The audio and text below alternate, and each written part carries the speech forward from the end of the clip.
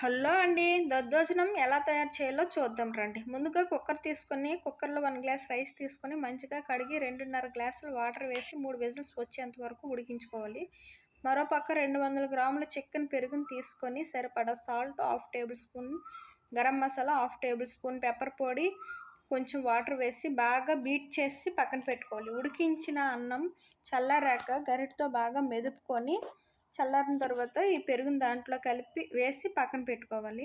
దీనికి తాలింపు ఎలా పెట్టుకోవాలో చూద్దాం రండి. తాలింపు గిన్నెని తీసుకొని 1½ టేబుల్ స్పూన్ ఆయిల్ వేసి 1½ టేబుల్ స్పూన్ శనగపప్పు, హాఫ్ టేబుల్ స్పూన్ ఆవాలు, హాఫ్ టేబుల్ స్పూన్ జీరా, కొంచెం కరివేపాకు వేసి మజ్జిగ మిరపకాయలు వేసి బాగా వేగాక అన్నంలో ఈ తాలింపును వేసి బాగా కలిపి పైన కొంచెం కొత్తిమీర జల్లేసుకుంటే ఎంతో టేస్ట్. హలో అండి. దద్దోజనం ఎలా తయారు చేయాలో చూద్దాం రండి. ముందుగా కుక్కర్ తీసుకొని కుక్కర్లో 1 గ్లాస్ రైస్ తీసుకొని